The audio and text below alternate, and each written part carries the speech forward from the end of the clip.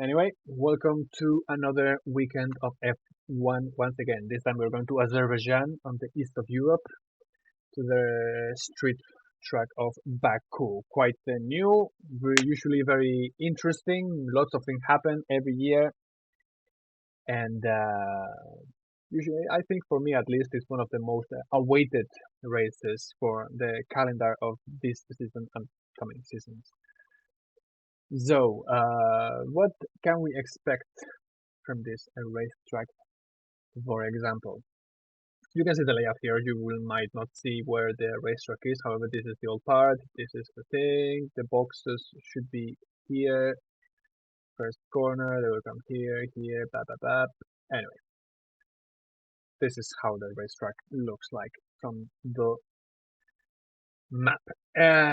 You can see there's a huge straight line, straight line, straight line, straight line, straight line. Lots of straight lines, high speed, many overtakings at the end of the straight, thanks to the DRS as well. This is completely the opposite of what happens in Monaco, for example, as a street race track. Monaco has a lot of corners, ups and downs, very slow. Baku is exactly the opposite. High speed, not many corners. It's a brake, go, brake, go, brake, go, brake, go. This is like so. Might be hard on the brakes.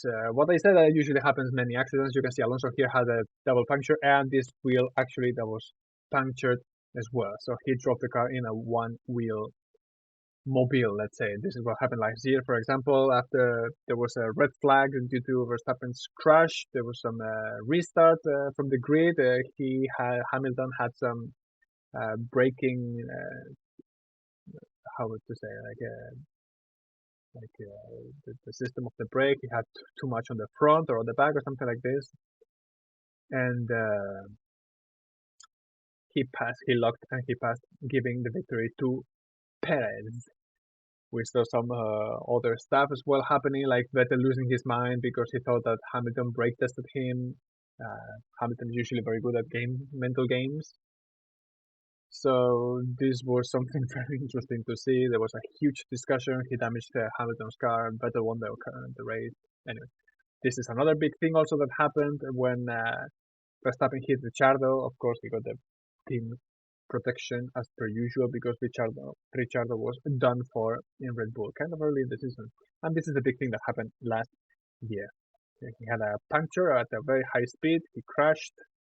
Lost the race, red flag, and the rest is history. So, what can we expect from the race? As I mentioned in previous videos, Pirelli is going to be bringing the softest compound, as in every street race, like it happened in Monaco. It's going to happen here. It's going to happen in Canada. That is coming up next. From the 5 compounds that we have, they will choose the softest ones. Why? Well, mainly because of this. The asphalt grip is very low. The abrasion is very low, and the track evolution actually is going to be like in every street race track. It's going to improve a lot. There's no competition happening here in the rest of the year. So during the weekend, the lap times should be going down quite a lot. 300 kilometers, 51 laps. It's quite a long lap, 6 kilometers. Usually F1 tracks are 4 or 5 kilometers long, except for Spa, which is 7. And it's the longest so far. The weather is supposed to be sunny for Sunday. Might rain. There's a 50-50 chance on Saturday. But the race should be kind of sunny as well. But there is one thing that is kind of important for this weekend, which is what happened in Monaco with the pit lane marks. Max Verstappen put his wheels on the line and passed them to the left. Until now, the regulation or the standard from the FIA said that you cannot even step on it. You must always be on the right of the line, which is Verstappen didn't do. That's why Ferrari complained, for example. But this winter, they changed the interpretation of the FIA standard or the text, whatever, which it mentions that the car must be on the right or the left according to the racetrack. However, if you step on it, which apparently now you can, you must always have most of the tire or part of the tire either touching the line or to the right or the left, depending on the racetrack, of the line.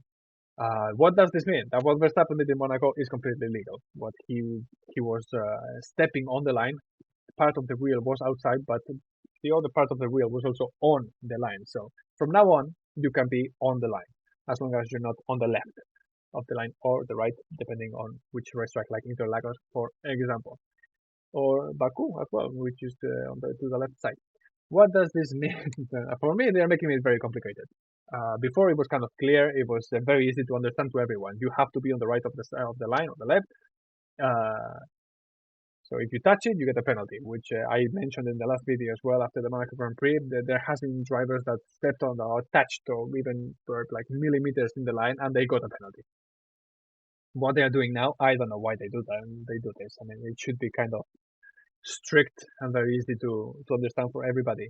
No interpretations, not to see, oh, part of the tire is here. Or it should be like it used to be, like stay outside of the line, and you're anyway.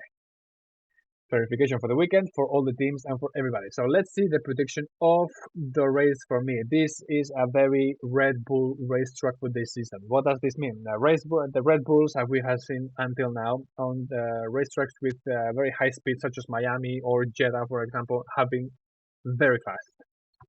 What is expected for this weekend? Red Bulls are gonna fly. They will have wings. Never better said.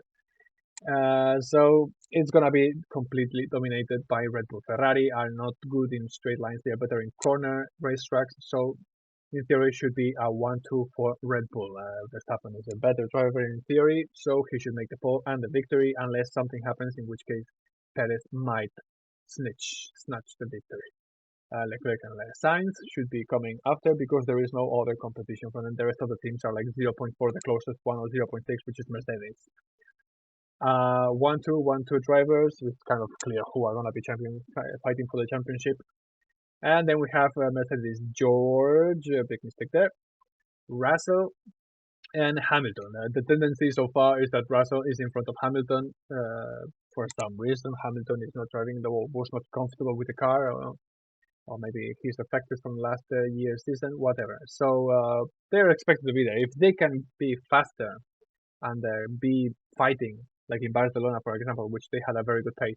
Maybe not as good as Leclerc, but still they were able, or Hamilton had a pace to fight with the Red Bulls, and Russell held the Red Bulls a long time behind them. So they should be thereabouts as well. Perhaps not 0.6, but kind of there. What is the rest of the grid look like? Because it's kind of like these 2-3 teams and the rest. Bottas with the Alfa Romeo should be there because in Miami and Jeddah, for example, he was fighting for those positions. Lando Norris, Jeddah was not a good race for them. Miami, also high speed, was not a very good race for them. He was there in like fighting for the P10, but the accident with Gasly, whatever. So I'm gonna give them the benefit of the doubt because it's McLaren. It's kind of like a yeah, no for every race. One race they are there, the next race they are not there. So it's kind of complicated to see what's happening with their car.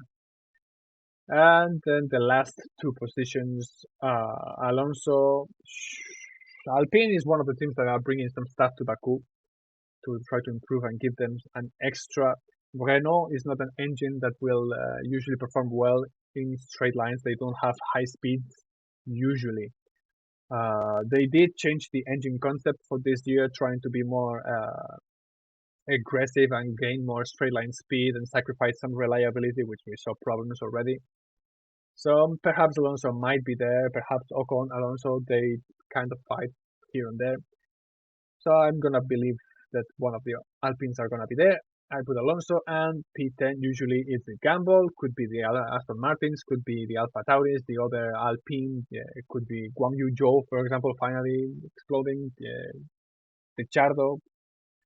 So I will say Gasly. Why? Because usually the Alfa Tauri and the Red Bull have a similar car concept.